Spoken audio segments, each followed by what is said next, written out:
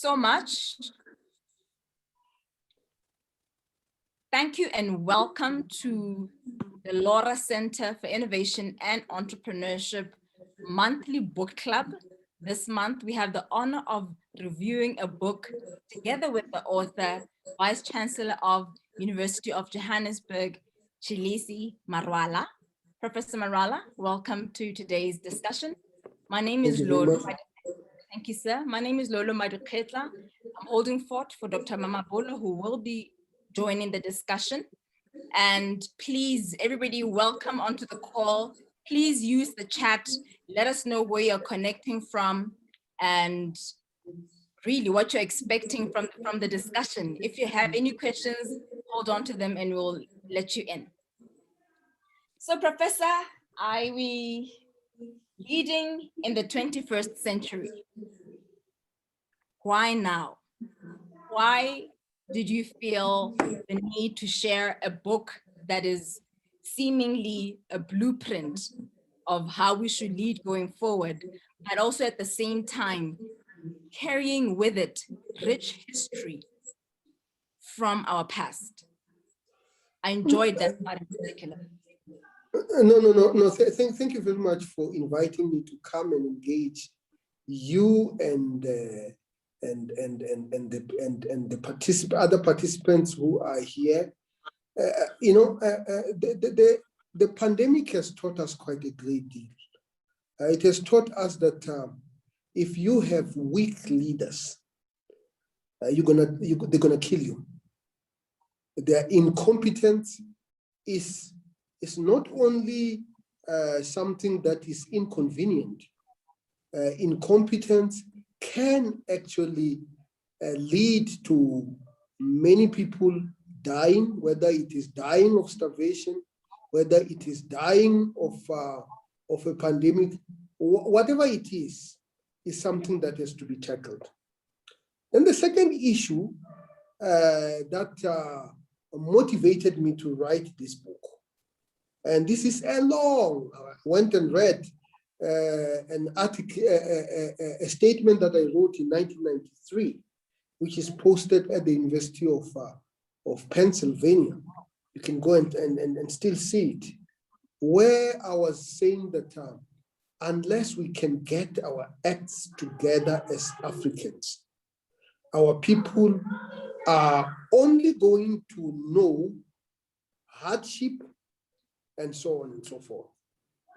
The third reason was my disappointment with the post-colonial African project that has in many ways failed to modernize. And if you do not modernize, it is actually pretty clear that if you do not modernize, then you are actually going to be left behind. You are going to be left behind. So those were the reasons that made me go and write this book, Leading in the 21st Century. Thank you so much. And in inspiration towards writing the book, or as you were writing the book, what have been your personal challenges when it comes to leadership? Well, I'm a leader of a university with 50,000 students, a university that is leading in the 21st century. If you have seen the latest research output of universities, the University of Johannesburg has overtaken now, formally, has overtaken the University of Pretoria, the University of Witwatersrand, the University of Stellenbosch, and the University of Cape Town in terms of knowledge production and publication. So our research enterprise is actually better than all those universities. So I've been asking myself, what has gone right and what has gone wrong? If I give you another metric, universities have this thing called endowment. This is the money that is in the bank that you don't really do anything with it. It just gathers interest, you know. And we know that Harvard has the highest endowment in the world. Many of our universities do not have endowment. In fact, many of our universities are actually struggling to pay salaries of their workers. Iron Rensbeck left the university with 1.1 billion rands. Adam Abib used to look at me and say, "You are a very wealthy university. 1.1 billion rands is sitting down." Of course, rainy days might come. That is why we keep it that way. I'm glad to say that in 3 years, we have taken that amount from 1.1 billion to 2.1 billion. And people say, how did you do that? Did you invest in any of your infrastructure? And the answer is yes. We took it in 3 years from 1.1 billion to 2.1 billion, while we invested 600 million to infrastructure. So if we had not invested in infrastructure, then we'll be talking about close to 3 billion rands endowment. We bought Media 24 building, you know, Media 24 building, where City Press is now a campus of the University of Johannesburg. Our Johannesburg Business School is actually moving there. We bought it cash. We built 2 new residences in our Soweto campus. And the question is, how did we do it? Leadership must have a purpose. If you do not have a purpose or a vision, then you have no business leading. Because if you are leading, you have to be leading people from one point to another. And if you are the leader of a country, I mean, I think the destination is a developed society with an unemployment rate of less than 5%. By the way, our unemployment rate now is closer to 50%, you know, and equality, you know, reduce inequality, and give good education to your citizens, good housing, abolish squatter camps once and once for all. Those are elements of leadership that will only be realized if our leaders and our people have a dream and are prepared to work hard in order to achieve that dream. I like that you say that. Just linking it to really the philosophy around the Lora Center, and Lora being a dreaming component. And what I'm hearing you just do right now was paint a picture of what success would look like. You're talking about the reduction in unemployment. You're talking about what you would like to see happen. And that is a strength in leaders that I guess society is expecting to say, show us where we're going, show us how to navigate all that is going on. And just before I open for questions from those who are already on the call, amidst a pandemic such as COVID-19, you deep dove into COVID-19 and leadership around it. What do you believe we have done fundamentally wrong as a continent? Well, I mean, I think the big fundamental thing that we have done wrong is to fail to build a system, a pharmaceutical system that is able to manufacture the medicines that we need. If you look, the Russians have the Sputnik.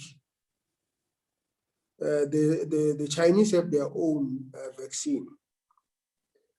The Americans have, I don't know how many vaccines, Johnson and Johnson. The Europeans have their own The British have AstraZeneca.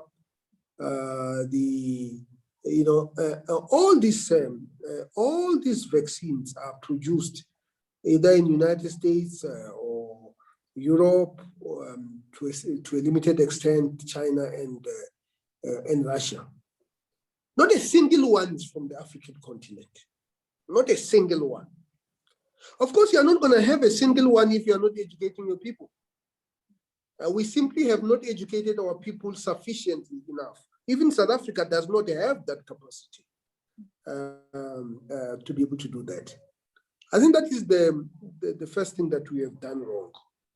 We have failed to build long-lasting institutions. We have failed to educate across the board a large number of our populations. And then obviously, given those failures, we have to procure medicines. Even that, we did not do it well. I suppose the fact that we have only vaccinated 1 million people out of 60 million people is a cause of concern. Many of my friends in England have already been vaccinated. Almost all my friends in the United States have been vaccinated. Why is it that we have not been vaccinated? The reason is also very, very simple. You know, if you go to hospitals, public hospitals, under the best of times, I'm not talking about during the pandemics, under the best of times, you'll be horrified. My local hospital in Venda, it's called Tshilidzi Hospital. Just a coincidence. I had nothing to do with it. You go there, people go there. Sometimes you don't see a doctor. The environment does not look clean. The Johannesburg Jan Hospital is still closed. Charlotte McCracken is still closed because of the fire. Why a fire? Why a fire? Why a fire? Don't you have maintenance? I mean, those are basic engineering skills. Those are just simple, basic engineering skills. You shouldn't be having fire in a hospital. If you cannot be able to deal with fire, I mean, how are you going to deal with a pandemic that you can't see? That require sophisticated international procurement. How are you going to do it? If you can't deal with fire, fire. I don't know. So those are the issues that really have worried me. Yeah.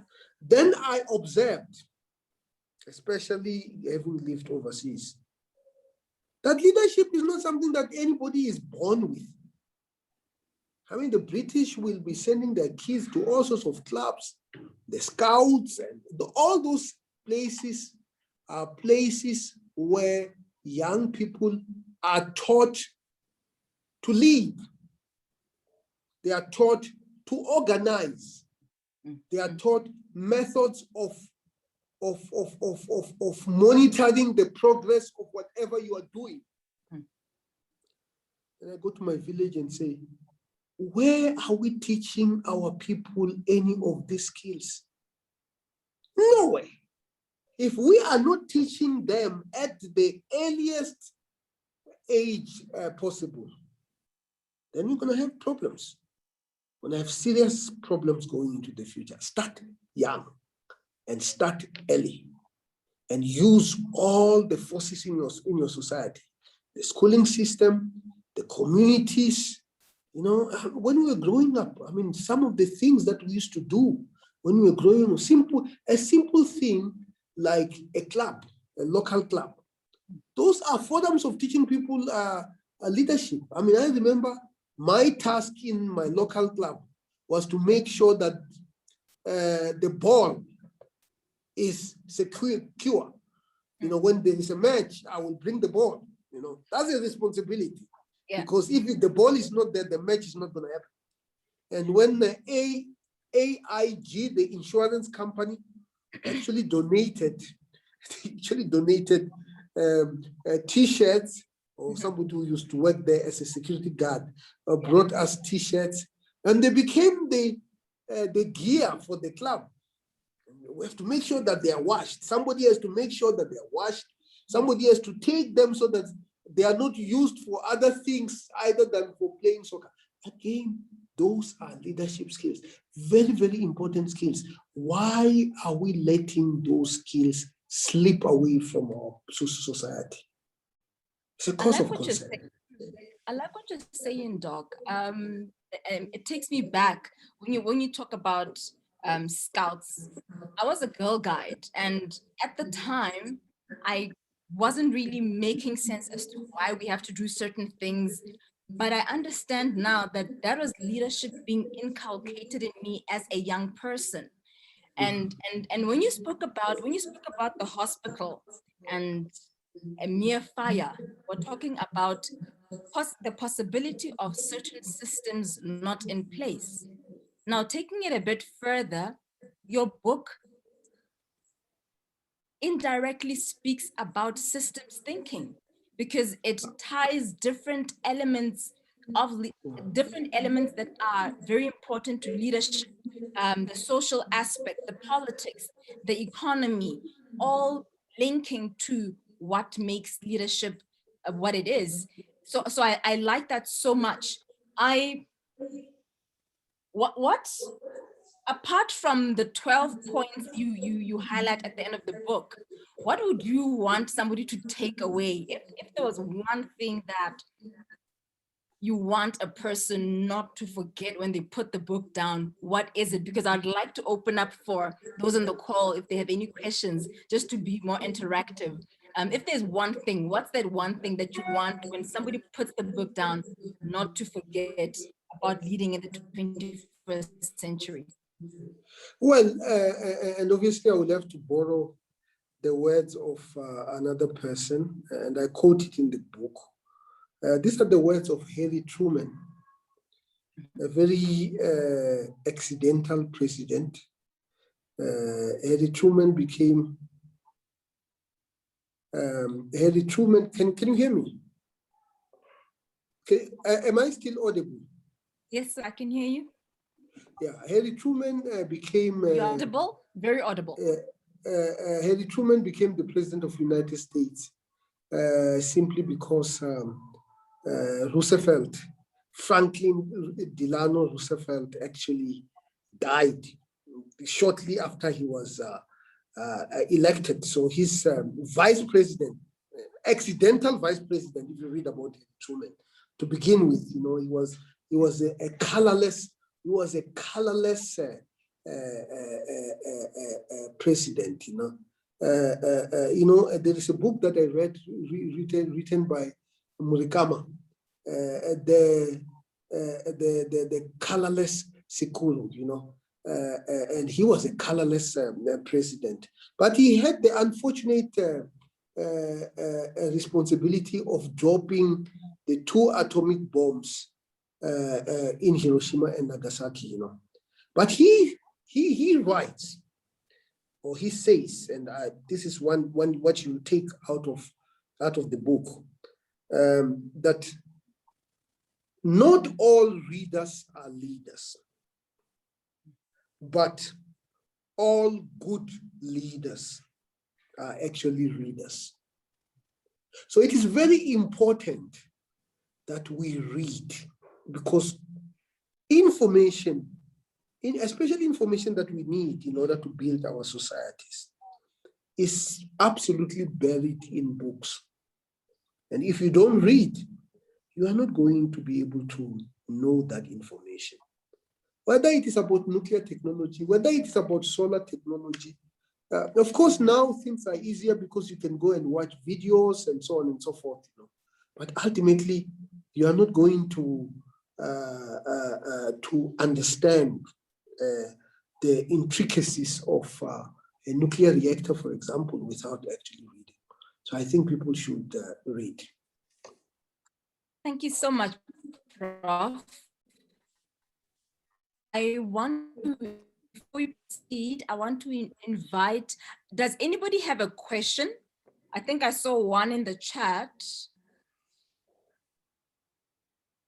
can just let me know if you have if you have already prepared a question, or we have 2 questions so far. Yeah. So the first one. The first one is, can you see them? Yes, I can. Congratulations on your visionary and forward-thinking leadership. Besides having 4 campuses, including ones in Soweto and Bloemfontein, do you plan to build more campuses around Gauteng or even outside the province? Well, we actually now have more than 4 campuses. We have just bought Media 24, is going to be our Johannesburg Business School campus. So our business school students are going to be located there. It's also going to be the campus of the Postgraduate School of Architecture, which basically means that the students who are doing postgraduate training in architecture are going to be based there. And then we have also now just built, a friend of mine, Deborah Tegune, actually got money from overseas and acquired land and built an innovation campus in Devland at the back of Pimville, the industrial park in Soweto, at a cost of 110 million. And together with Accenture, Accenture has invested 40 million. So what we are going to do, we are going to be doing innovation, especially innovation that touches our people in our townships.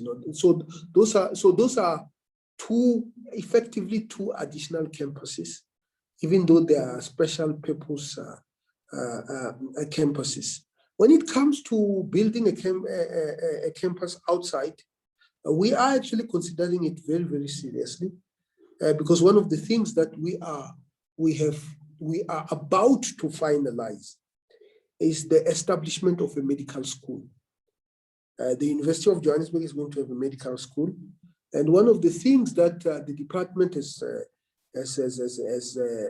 wanted us to address was the fact that you guys are located in Gauteng, and Gauteng has a medical school at Sifako, Makatu, at University of Pretoria, and at University of Witwatersrand. Why do you need a 4th medical school in one province if Northwest does not have a medical school, if Mpumalanga does not have a medical school, if Northern Cape does not have a medical school? So what we want to do is to establish a medical satellite campus in Mpumalanga so that we can be able to address that particular issue. Then there is a question on... The second question is on China. Let me just read it for you and then you can answer it, just to make it easy for you. It's from Teboholi Fifi. I'm a China enthusiast, and you mentioned it quite a bit in your book. While China has a clear vision for tech and leading standards by 2035, they did not miss the opportunity to leverage that cheap cost of labor. Africa currently has a competitive advantage of cheap labor and young population. How do we leverage that while educating our youth in technology? Well, I mean, by the way, Teboho, if you do come to the university, I have a book on the governance of China for you. That you can come and collect, so that you can be able to see what the fantastic work that China has done. But China teaches us many, many things. China actually teaches us that development requires patience. Because China, not to belabor the point, China is one of the oldest societies in the world. It's probably 3,000, 4,000 years old. And it was a highly developed and highly sophisticated society. About in 1500, and nobody can explain this, China stopped growing. If they were building a bridge, it was not completed. Whatever they were trying to do, it was actually not completed. And from that moment, the Chinese society was limping from one crisis to another. A small country called Japan, Fukuzawa, one of the leading people in Japan, is the person that you see in the 100 yen note, the founder of Keio University. He wrote an article titled, "Goodbye Asia, we are leaving you behind." And of course, I mean, Japan is actually a very interesting place, because Japan moved from fully agricultural to fully industrialized in 20 years. There's never been a society that has industrialized faster than Japan. Literally, Western technology comes. 20 years later, the Japanese people have moved out of they have moved from the farms to the factories across the board, you know. And of course, we know what they did. They went and invaded Korea and colonized Korea, I think for 50 years. And then they went and invaded Manchuria during the Second World War in China. And they went and tried to invade United States. We all know about Pearl Harbor, you know. But the Chinese were just struggling from one crisis to another. And then, of course, the Chinese Communist Party came in 1948. And it was a bumpy road. People forget that during the Cultural Revolution, the whole of the 60s, it's called the Cultural Revolution. So all the schools were closed in China. All the schools were closed. When Deng Xiaoping in 1979 visited Singapore, and he met the first Prime Minister of Singapore, who is obviously of Chinese ancestry. And Deng says, "When are you going to visit China?" He says, "I will only visit China when the vestiges of the Cultural Revolution are completely eliminated." And Deng looked at him and said, "Then you are not going to visit China because it's going to take a long time to reverse the vestiges of the Cultural Revolution." But China has done that. And when I was a young man, I used to like martial arts. And one of the movies that I liked is called Fist of Fury by Bruce Lee. You know, I used to like it. And of course, I was naive. I did not quite understand the politics behind it. It's only when I was a student in the United States that I realized that, no, man, there's a difference between the Chinese and Japanese. A Fist of Fury is about a conflict between an occupying power, which was Japan, and the occupied power, or the occupied victim, which was China. And somehow there is a fight between the Japanese and the Chinese. I think you probably remember that scene when Bruce Lee was making a Japanese person eat paper and says, "Next time it's going to be glass." But in the end, Bruce Lee finally gets arrested. And then he says, "We are not sick." What do you mean? What do you mean? It turns out that the Japanese, they used to tease the Chinese, calling them the sick men of Asia. That's what the Japanese used to say to the Chinese. Can they say it now? No. Why? Because China has actually gone past that. So before we start talking about what is going to happen in the African continent, we have to understand that no matter how pessimistic the situation actually looks, it can always be overcome. It might take more time, but it can be overcome. Of course, China benefited from cheap labor. Many economists are saying that China probably is the last country to be rich because of cheap labor. America became rich not because of cheap labor, but because of free labor of African slaves. People forget that. Many European countries became very, very wealthy because of cheap, not cheap, but free goods and resources from the colonies. And nobody is going to be rich by going to another country and enslaving other people. It's not going to happen, you know. The times have changed, you know. So many people are saying China is actually the last country to be rich because of cheap labor. Now, why is that the case? The reason is because we are living in an era of the fourth industrial revolution where machines are producing goods and services much, much better than human beings. Just visit a VW plant in Eastern Cape to see that. Now, given the complexity of the world in which we are living in, a world in which automation is actually hegemonic, what do we have to do? We have to educate our people. We have to build schools that are dynamic, that are able to compete with schools elsewhere. And educate, we have to move away from this idea that education only happens in the classrooms at schools. No, education must happen in the homes. Education must happen in our churches.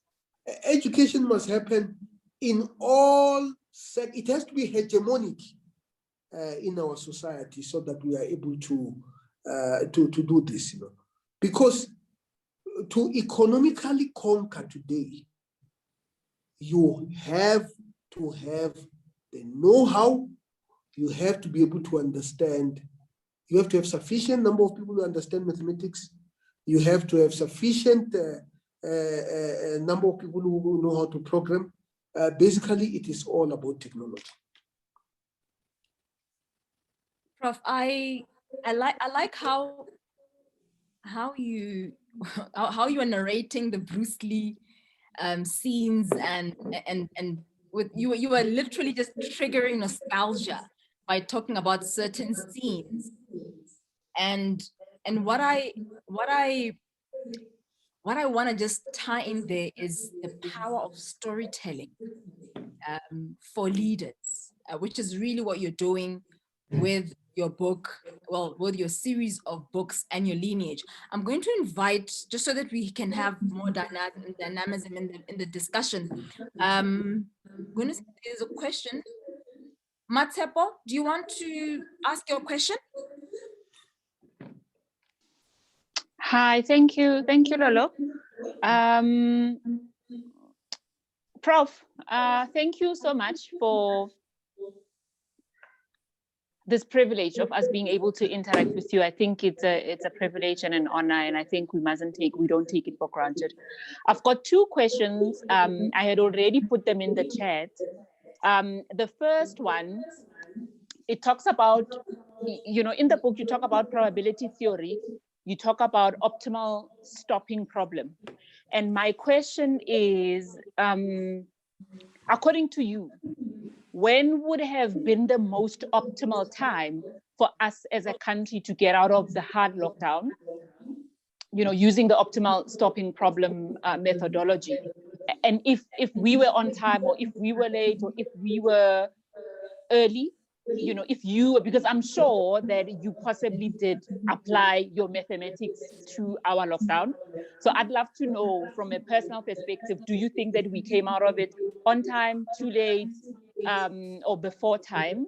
And then my second question, Lolo, to the prof is, so I used to be a programmer very long time ago, and I hated it completely. I didn't understand it. And now I see there's a lot of coding for girls and coding for young people. And even in the book, you talk about introducing coding at a very early stage in primary school and in high school. And I'm asking, and maybe I don't recognize it because I already have computational thinking or mathematical thinking in my brain already. So I already solve problems like that. But I'm asking, what is the real business case for introducing coding to our young people early on in life? That's number one. But the second one is, we've got only about 15% penetration as far as internet access is concerned in this country. So how do we do that? Are we then saying only the haves would have an opportunity to have this skill and solve problems and provide solutions? Because unfortunately, our people in the rural areas and people that have been excluded would not have an opportunity to then have had computer studies at school. I'll stop there. Thank you. No, thank you very much. I mean, maybe for the benefit of those who have not read about the optimal stopping problem. In fact, it's a very interesting problem. When, for example, somebody applied it to looking for a house in Silicon Valley. So you know that if you don't make an offer for the house that you see, when you come back, somebody would have made an offer. So the question is, how many houses do you need to see before you actually make an offer? Of course, it's not going to be the first one, because there might be a better one, next time. But it can't be the 1,000th house that you're going to see, because you just don't have time. So that is the optimal stopping criteria. I have actually written an article with Dr. Mbuva, who was my PhD student, on COVID. I must confess, I'm one of the few people who have actually mathematically calculated when the first peak was going to happen. And we calculated it 6 months before, So the pandemic has been, we have had 2 peaks. We have had the virus mutating in our own shores. Viruses mutate. We have had to take away AstraZeneca because it was only 20% effective, simply because the virus had mutated. The fact of the matter is, whatever vaccine that you are getting might not work tomorrow if another new strain actually comes in. So this is really a risk mitigation strategy. So if there is one thing that I think has really, really gone wrong, or maybe 2 things have really, really gone wrong in South Africa, is the fact that many of us continue to walk around without wearing masks. Many of us continue to engage on activities that aid rather than abate the spread of the pandemic. And then the second issue is that we have not vaccinated people fast enough, because mathematically we know that if 70% of the people are vaccinated, then you have what is called herd immunity, which basically means that the spread of the pandemic has no other destination except to fall, because it just does not have enough host to spread around, because you have far too many people who are in the system. who are effectively immune. Of course, how immune we can be is a debate. And if you immunize slow, by the time some of these vaccines only work for 7 months, which means if in 7 months you have not reached herd immunity, the people whom we have immunized 7 months earlier now are back as a spreader of the disease, and obviously the complication of the PPEs and the corruption around it is nothing less than disappointing. Now, on the second issue, I think we need to get the real data. Do we get more people from urban areas studying computer science and coding than people in rural areas? That has been something that has worried me quite a bit. But in my own vicinity, I tend to see lots of people who are coming from rural schools who are actually studying computer science. What we ought to do at the least, I'm a programmer. I can program in Java, I can program in Python, I can program in C++, I can program in even Pascal, and Fortran. So I think to program, you only need 3 core skills. Firstly, the ability to communicate, especially in English. Now, the question is why in English? The reason is very, very simple. The syntax of programming actually requires knowledge of English terminologies. While loops, for loops, I'm sure you know what I'm talking about here. If, then, else, those are things that they teach you in computer programming. Effectively, programming is when mathematics starts mixing with linguistics. That's really what it is. You need to understand the language, the linguistic aspect, but you need to understand the conceptual and the mathematical.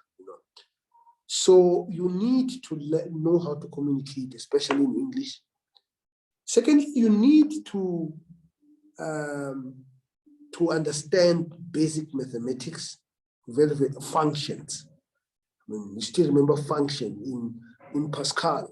Of course, in C++, they call it a class.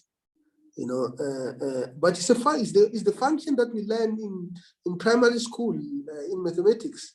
That you have an X, and when you put something on the X, you can be able to calculate Y. Input is a X, output is a Y. I mean, conceptual. So you need to understand mathematics. That's the second skill that our education system must be able to give. The third one, which is not very clear where it is taught, is logical reasoning skills. The ability to think logically. When I was writing SATs so that I could get into an American university as an undergraduate student, you write the SAT is mathematics, logic, and English. And in logic, they will be saying that Tandi is a cousin of Beki. Beki is a sister-in-law of John. What is the relationship between John and Tandi? Or they can even make it the chain longer so that you can be able to track the lineages and be able to relate things together, understand causality, understand patterns, and all those sort of things. So my take is that yes, coding is important. It has to be taught as early as possible. But what is even more important are the skills that are needed for you to be able to code, communication, mathematical, and logical. I think just from what you're saying, Doc, Prof, it's so my understanding also from Matsepo's question was more, you've laid out the requirements for the trainings to be taken place, essentially what will be done within those trainings. And I think our question was more related to what will acquisition of those skill sets solve, given the fact that we are going into pandemics and there's a lot of change taking place? Why now? Why are we focusing on the girl child doing coding, young people, even in the rural areas? So I think that is the direction of the conversation. But we'll come back to that. Yeah. Maybe I can just ask. The reason is quite simple. The reason is because the economy that the knowledge economy, which is the economy that we that has emerged, actually requires those sort of skills. Without the ability to program, you are just going to watch Alibaba and Amazon doing all sorts of interesting things to their economies while you are the spectator.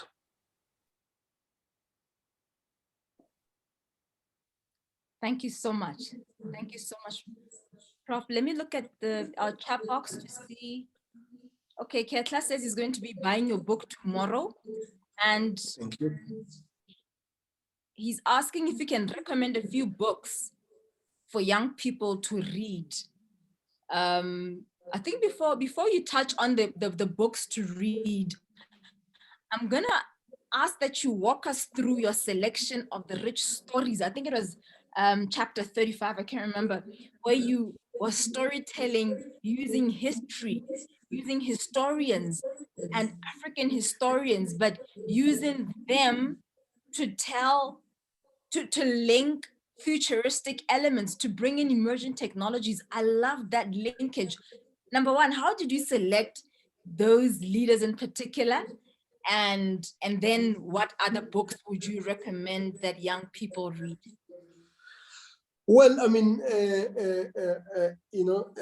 I selected them because I think they were very important leaders, but also because I believe that one of the mistakes that and I do indicate it there, that Kwame Nkrumah, I think it is at the beginning of the book, said, "Seek ye first political kingdom, and all else shall be added unto you." And the economic dynamicism has not been added unto us. We are still the poorest continent, certainly in terms of access to good education, in terms of access to good infrastructure, whether it is energy, whether it is water, and so on and so forth. And I have a term that I thought about quite much. It's called politicism. This is the culture of thinking that leaders are only political leaders. Far from it. Wouldn't you say Mark Zuckerberg is leading people? Well, he's influencing people. He has influenced what they do, with his apps, So leaders are everywhere. Leaders are in our schools. In fact, if you want to understand the character of any nation, you should go and see the character of its teachers. Simply because many of us drop our children at 7:30 in the morning and pick them up at 5 o'clock. And we still think those people who are spending the whole day with our children are not important enough. Far from it. They're very, very important. And whatever they do that is not good is ultimately going to be reflected upon our children. So that was really the reason. Now, the idea of storytelling. The idea of storytelling is something that has completely disappeared from our education system. When I was growing up, maybe in Funeni, I don't know how old you are. Maybe you're not my age, storytelling was part of my education. You go to school, I don't know what they call it in Sesotho. They will have something called Ngano. Ngano is almost like a culture in Venda where you tell a story. And you tell a story, and as you are telling it, everybody is responding. Everybody is responding, and right away you knew who were the excellent storytellers in the room. I was not one of them, by the way. I was absolutely not one of them, but I learned from them. So storytelling has been very much part of my culture. And my grandparents were absolutely excellent storytellers. It's called Nkano. Somebody says it's called, in Venda we call it Rungano. So it sounds correct. It's called Nkano. Yeah, in Sepedi. Yeah, no, it's Rungano. and when you speak, you say, then he went to the mountain, and then you say Sarungan. Everybody says Sarungan, and so on and so on. And this was something that was done every day, especially when you are sitting by the fireside, And we should never underestimate the power of a 10-year-old person spending 2 hours in the evening listening to old people telling them stories and making their own stories for old people, in terms of Ngano or Ngano. Very, very important. Those are high-level skills. Those are high-level skills that I value more than the education that I got at Cambridge University.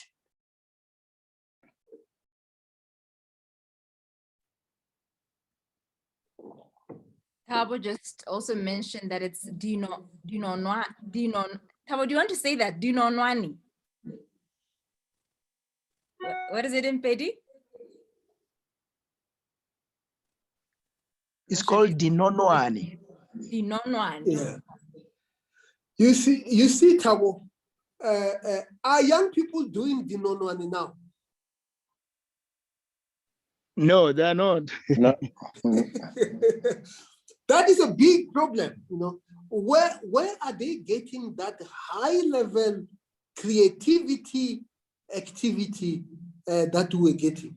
Where are they getting it? It's concerning. It is concerning. I mean, when you talk Absolutely about concerning.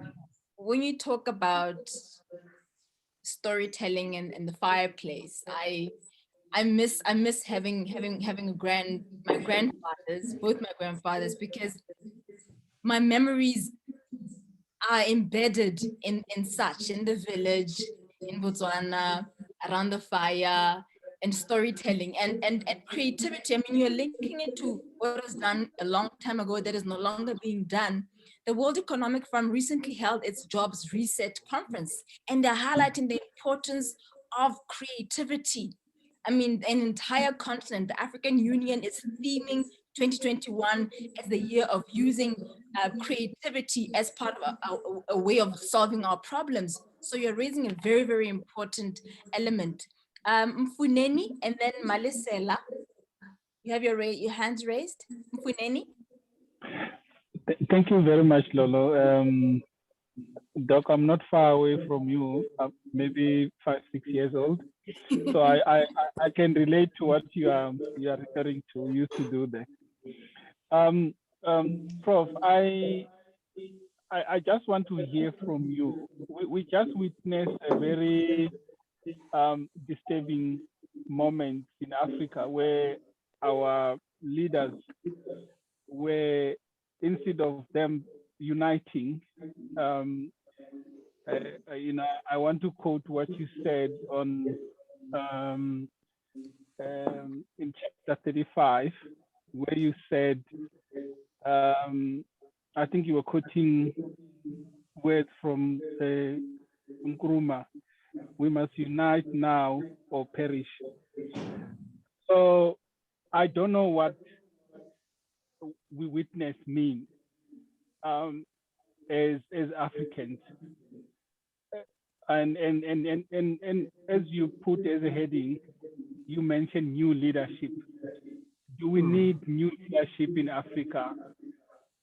Or do we need to, I don't know, I don't want to say, do we need to remain with, the current leadership that we just witnessed? But I mean, what do we need? No, absolutely. I mean, I think we obviously need a new type of a leader with a new type of a mindset. A mindset that is developmental, a mindset that is building orientated, I call that engineering skills, a mindset that seeks to forge unity. One of the biggest problems about the African continent, because it's a very geographically large continent, is that we never were able to create communities at scale. I'll give you an example. The largest spoken language in Southern Africa is probably Shona and Zulu, isiZulu. And Funeni, from the name, you obviously speak the same language as I do, And Tabo, you wouldn't know this, Right. Tabo, you wouldn't know this, If you speak Venda and you listen to Spady, there's no way you cannot hear what they're saying, because the words are like, they're like the same, Rungano, Nkano, they're like the same. You can see there was some form of mutation that has happened in the past, And when you go to Bulobedu, or even if you go to Butlokwa, it even becomes more of the same, Bapa, Bamba, of course, and the reason is because historically Africans have always been dispersing, breaking up into new entities. In fact, the most amazing thing in South Africa that shows our tendency to split is the fact that out of 11 official languages in South Africa, about 2 of them did not exist as a separate language 250 years ago. Tsonga as spoken today, which is really a mixture of Tonga and Zulu. Soshangane was the founder of that ethnic group after he ran away from Shaka just over 200 years ago. So it's a new language, new ethnic group that is not more than 250 years ago. If you look at, Ndebele, Southern Ndebele, which is what is spoken in Mpumalanga, again, is probably a mixture of Zulu and Sepedi words. I mean, the Ndebele as a spoken language. Again, it's not more than 200 years old. We need to create the Africa that consolidates, because it is clear that economies of scale are important. I once posted a tweet and I was crucified. So I wrote, I said, I think all Africans now must be taught one language, whatever it is, Of course, I talked to President Thabo Mbeki and I said, I was explaining to him, he says, yeah, that's a good idea. Then I told him that, but I suggested that maybe it should be isiZulu. And I was sacrificed, I was really crucified, and he says, maybe there are other dynamics that are at play, that we need to resolve as South Africans. But it is clear that we need one language that unite this whole concept called South Africa. Because without one big language, we are not going to have economies of scale to put that language into the digital platforms, whether it is into our own versions of series, which can be able to understand our local languages, because creating it for 10 million people is not the same thing as creating it for 60 million people, So we have to be open-minded. We have to understand, and if I were to quote Samora Machel, that for the nation to be born, the tribe must die. That is what he said, But the issues of national questions are very important, but you cannot unite without dealing with the issues of the national question.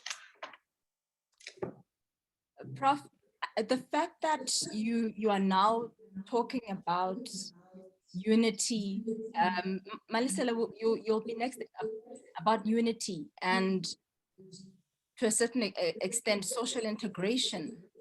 With regards to the Africa Continental Free Trade Agreement, what 3 leadership traits will be critical for its success?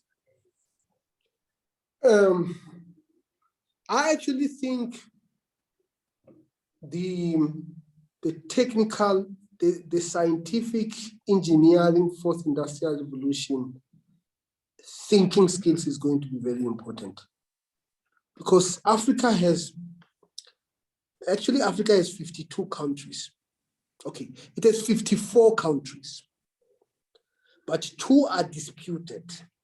People are saying that these other 2 are not countries. Somaliland, not Somalia, Somaliland. There's part of Somalia called Somaliland that claims to be independent, and obviously the Sahara, that place in Morocco. Is it? Yeah. So you can see that you are dealing with, and at the University of Johannesburg, because we are really serious about African unity. We have something called Africa Innovation by Bus. So before the COVID, what we would do, we will take at one go 20 buses, at one go, 20 buses full of our students. They went to Namibia by bus. They went to Botswana. They went to Zimbabwe. They went to Zambia. They went to Mozambique by bus, And the reason for that was so that they can understand how it feels to be stuck in a border for 2 hours waiting to cross to the other side. How it feels to stop by the roadside and listen to people speaking a language that you can't fully understand, but you can understand. I say this because every time I go to Uganda, I go to Kigali, when they speak, you can hear what they are talking about, because they speak, it's a Bantu language. It's very similar, by the way, same grammar, very similar words. Hakuna Matata in Swahili is Ahuna Matada in Venda. It sounds very similar to me, Sounds very similar to me, So, so that they can understand the African continent, so they can understand these problems. We call it Africa Innovation by Bus because we say, which problems have you identified? What are the solutions? So the Africa Trade Agreement will only work when we have more and more of these young people who have actually physically moved from one country to another by bus, not by plane. No, because when you are moving goods from South Africa to Zimbabwe or to Zambia, it goes by it's supposed to go by train, but it goes by big trucks, with all the complexity of moving from one country to another. It's a good start, The African passport, I can't wait to have the African passport. They're only giving it to diplomats. Wow. But I would like to have it. You know, African Union has an African passport, and so on and so forth. I can't wait for an era where we are united. I'm passionate about Africa. I think Africa is very exciting. So, but we have to make it work. We have to learn about Africa. One of the projects that we have introduced at University of Johannesburg, two. One is that all our students have to take a course called Introduction to Artificial Intelligence. So when they graduate, they have a BA in English and a certificate in artificial intelligence, two different certificates. But they also have to take a course called Africa Insights module.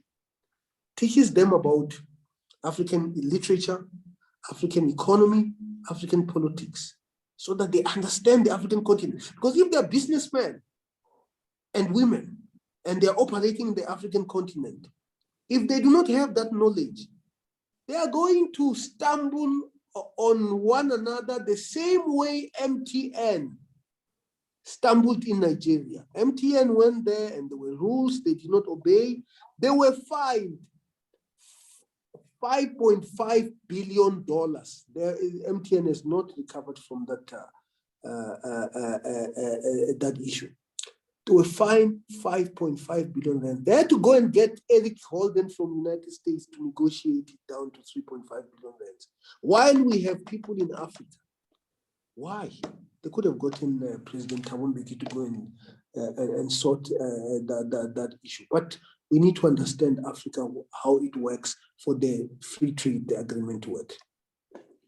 I like that you bring in the importance of nuances, and I hope that bus does get to go over the new Kazungula Bridge. Malisela, you have a question. I'm just going to allow each one of you to, because we've already hit our 8 p.m. mark, to have one comment as an outro so that we can allow Professor Marwala to give his final words. Malisela, you've had your hand up for a bit. Yeah, so I think from my point of view, it will also then just come in as a statement. But I like everything that the prof has been saying. It's actually very brilliant. I'm quite young myself, and I get what he means by having the storytelling as an important aspect of just our young people and how they think and how they tell stories in itself. I think of how I've always had this thought that everything is linked in some or other way. And us finding those links between either language, either business, either whatever it is, politics, if you find your way through those links, it will ultimately lead to a place where unity also could be found. That's just my thought. But at the same time, I remember listening to a podcast about this lady.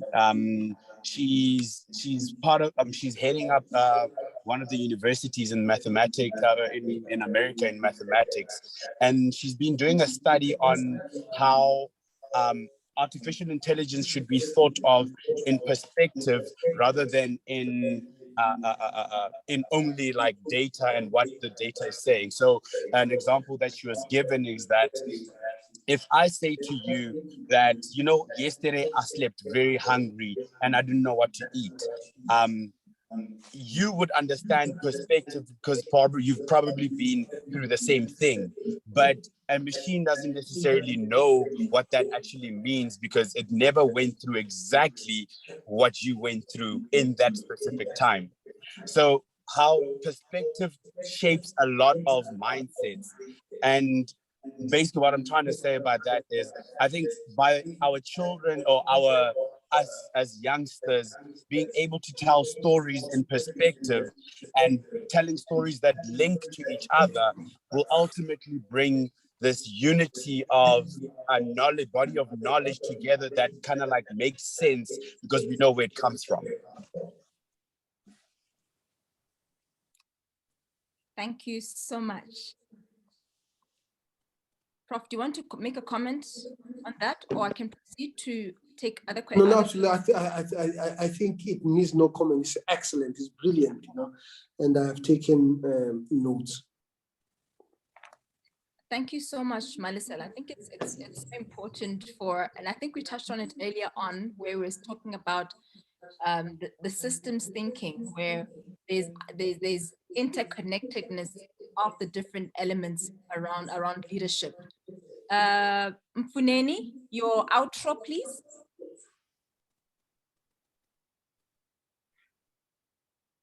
Mfuneni. Malisela, you have your hand up. I don't know if it's from the previous comment. Oh, sorry, it was from previous comment. Sorry. Okay. Ketla? Mr. Makato? Oh, thank you so much, Oslolo. Thank you so much, Prof. I think your storytelling acumen reminds me of not so many years ago, but when I was a little boy, sitting around the fire with my granny telling us the stories. And I realized that the gift of storytelling, we grow with it. And look at how you are bringing that element into your work. And storytelling on its own is not restrictive. You can use it whichever way you want in terms of putting your ideas across. For that, I thank you so much. Thank you so much. Griffiths Lubisi? Griffiths Lubisi? Okay, thank you. Yeah, no, I think, can you hear me? Yes.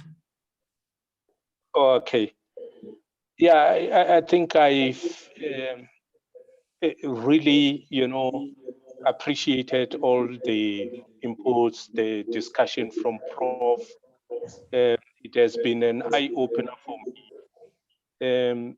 Basically, in my head, I was trying to sort of, when you speak of systems thinking, and there's a concept of design thinking. I think Prof would know a lot about that, as to, how we could sort of instill that kind of thinking logic, because even some of our professionals are struggling with those concepts, and the world is demanding those kinds of approaches and skills now of late. I'm not sure whether you have covered those things in one of your books, or is there any way probably you can comment on that, Prof? Mm-hmm. Well, I think I do cover these skills in my books.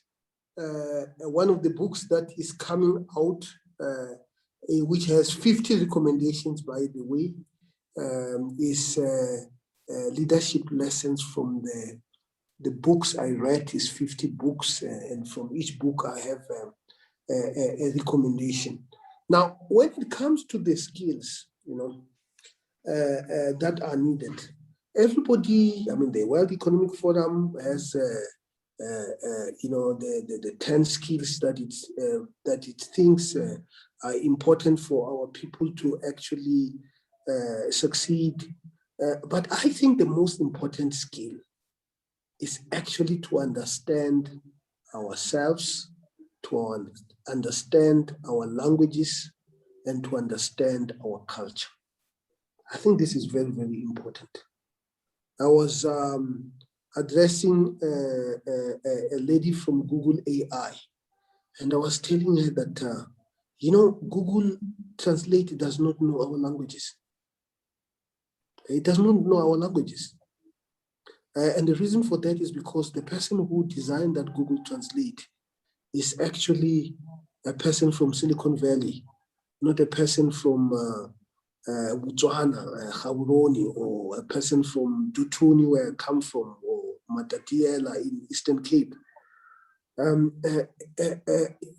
It requires people who know themselves to be able to create systems that are able to understand us. And if we do not do that, and I'm quite glad that Vukosi, Dr. Vukosi Marwala, who was my master's student and went and did a PhD in AI in the United States, has just launched a Masakane, a translator that is better at translating our languages. It has Igbo, it has Yoruba, it has isiZulu, and so on and so forth. And it is important that our people are actually at the forefront of creating these products, that these products must not be produced in the United States or in China. They have to be produced here, because if they are not produced here, then they don't understand us. And if we are not even in the room when they are being designed, then they definitely are not going to understand us. Thank you so much, Prof. Thanks, Prof. I think you're raising a very important element, just from your response around the iteration that takes place in design thinking, and the sense of empathy, and tying it into what you highlighted so strongly, which is a strong sense of identity, and refusing to be a watcher or a bystander as the world grows and develops, but actually participating. I'm going to invite Teboho and then Matsepo, your outro, so that we can release you and on our time. Teboho Lififi. Sorry, I don't have any comments. I'm happy with the answers you've given. And I just want to say, I'm going to take you up on your offer of the book. I don't know if it's the one by Deng Xiaoping. No, it is by Xi Jinping. Xi Jinping. Oh no, I've got all three volumes. So, but I'll still take yours because I collect his copies for my students. Okay. Thank you so much. Thank you so much. Matsepo? And if anybody wants the copies, I have quite a few books that I would like to give out. Okay. Thank you so much. How do we reach you? Through Lora, I suppose, right? Yeah, absolutely. Okay, thanks. Thank you so much. They can be delivered. Thanks. We'll liaise with Dr. Roche via the Lora Center, at least for everybody who's on the call, if there are any books that you can give them. Yes. Absolutely. I have books for all of them. Oh, fantastic. Each and every one of you are walking away with a book. Yeah. Matsepo and then Vince. Thank you, Lolo. Thank you, Prof. Yeah, I also would love the book. I actually was like busy writing down the name of the book for me to be able to get it. But I asked one last question on the chat, because I then saw that, you know, almost every chapter is like pre-COVID and the 4IR, post-COVID and the 4IR, education and 4IR, social data and 4IR. Is it the panacea? Is it really? Or, you know, corruption and the 4IR? So I think that's my question and outro. But thank you very much for this opportunity. I think it was an amazing session. No, thank you very much. I actually think that technology, technology is a major driver of who we are. But is it going to solve ethical issues? Maybe not. The reason why I obviously use it as a frame of reference is because it is actually my expertise, you know. So I would hope that our religious leaders will be writing about the role of religion in dealing with the ethical issues that we are dealing with today, you know. And the people who are expert in languages will be writing about what do languages mean in either way. It is absolutely necessary for economic blocks to be formed, whether it is the Africa, whether it is the SADC, whether it is the ECOWAS, whether it is the Africa Free Trade Agreement, and so on and so forth. You know, so and part of the reason why I really wanted to talk about technology is because that seems to be a missing piece in the African continent. You know, that if there is one element of development that we have not mastered as a continent, is basically the technology. If you look at African literature, it's one of the best. I mean, you know, you read Things Fall Apart, it has been translated into 100 languages. You know, The Beautiful Ones Are Not Yet Born. These are beautiful literature, you know. So we've done well in the arts. You know, you look at what Pitikantu does with the sculpting. These are world-class things, you know. But if we come to technology, are we developing world-class apps? No, we are not developing world-class apps. Are we developing world-class cars? I can't even think of a car that is indigenous to Africa. And when I think of cars, I think of BMW and so on and so forth. Thank you. Thank you so much. Vince and then Thabo. Vince? Greetings, can you hear me well? Yes, we can hear you. Okay, thank you so much to the Prof, and thank you, Lola, for hosting such beautiful one. I just want to relay coming from where the professor was telling us about stories how he used to take care of the soccer ball. I've been there as well, and come after we were done with the ball, and we'd have fun about that. So now these kids are all about playing PlayStation 4 all day. So that culture of storytelling is gone. But also looking into the future, Prof, what is your ideal leader of the future? When we say we can have a great leader talking 5 years from now, what are we looking into? Thank you so much, guys. Well, I think I address in the book, the leader must be passionate about society and its development. Passionate, because if you are passionate about development of society, you are not going to do things that are going to harm society. Secondly, a leader must actually learn modern ways of dealing with issues, whether it is issues of the economy, whether it's issues of issues of society, whether are issues of our politics, so the leader must be a learning leader who is understanding and mastering the tools to deal with the problems that are confronting our society. So if you have passion about society and you have tools to be able to do something about moving society, then you are a winning leader. Thank you, sir. Thabo, and then Vena one.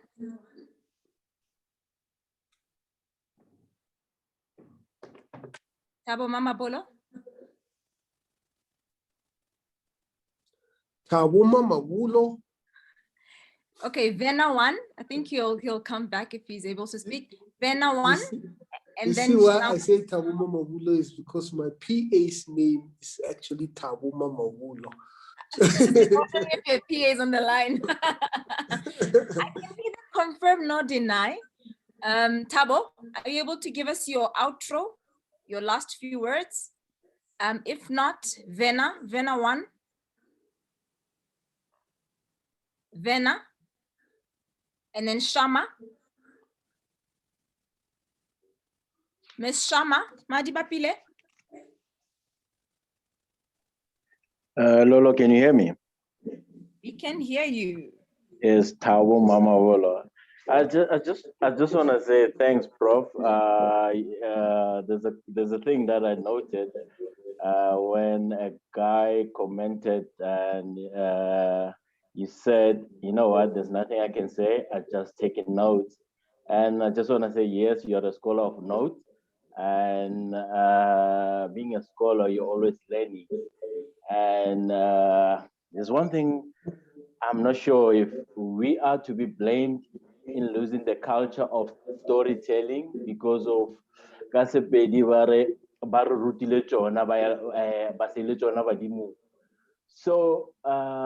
we as we had to take a baiting and run and give it to the young ones, but we're not doing that. Instead of storytelling, we are giving them the PlayStation 4s, the PSPs, and I think we should go back to that culture of storytelling. Those our great parents and grandmothers that they taught us about storytelling. I think we should go back to that life of telling the stories. And you know what, the stories, by telling the stories, it kind of rejuvenates and it also creates and it feeds the young mind. And I just want to say, Prof, and thanks for giving us the books. And yeah, thank you, Lolo. Thank you so much. Vena one, going once, going twice, gone. I had one question I'd noted because I thought I was going to be a guest on today's discussion. So I comfortably prepared my question. I have one question, and then I'd like for you just to touch on, for me, I think your outro in the book, the 12 elements that are critical for a leader. I would love for you to touch on that just as we part. I know you said you don't have a copy of your book nearby, but my question was, after reading your book and being so energized and challenged and wanting to share that or persuade your next line of management, my question was, what persuasive communication techniques and stakeholder engagement models have you used or do you recommend where key decision makers are more senior, more orthodox, and those who prefer more linear and progressive approaches to change as opposed to exponential? I mean, for you, the exponential mindset is your forte, is what it's your default state. But how do we then, we're going into board meetings with different types of leaders, and you want to bring all these exciting elements about 21st century African leadership.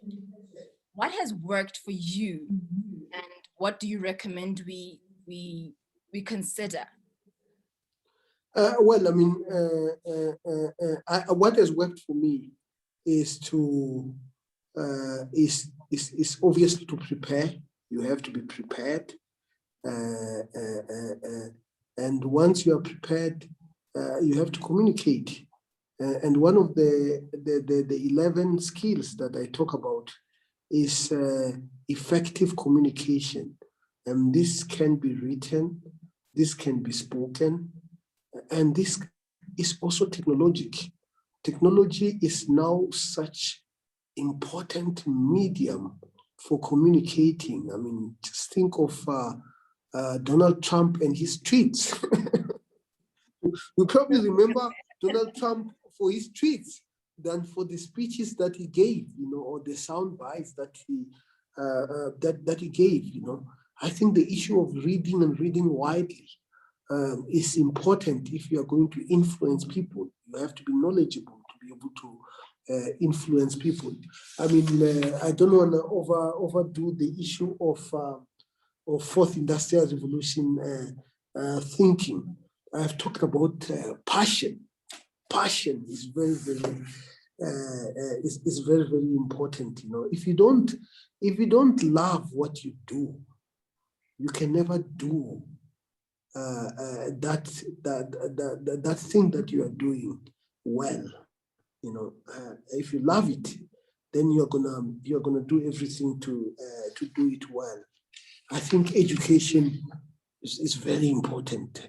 I think the issue of thinking, whether it is systems thinking, whether it is computational thinking, whatever thinking is very, very important.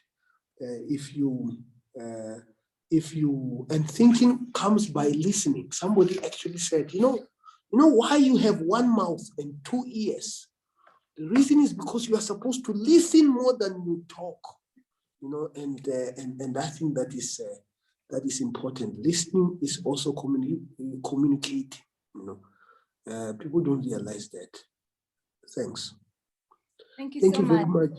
Thank you very much for inviting me. I'm hoping to come back in July when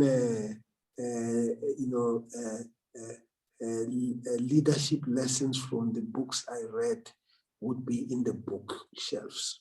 I'm sure that the invitation shall come.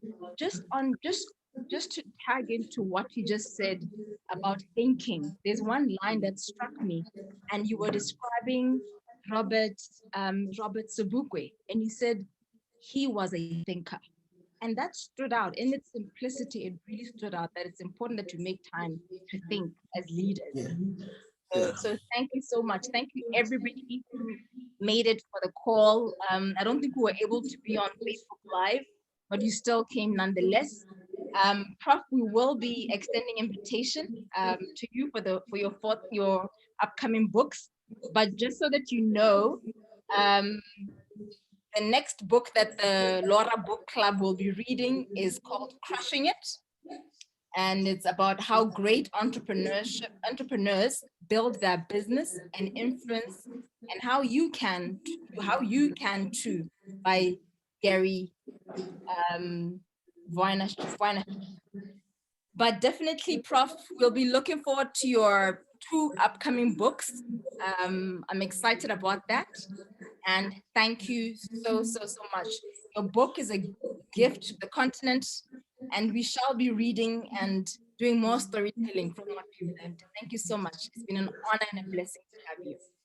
Thank you very much.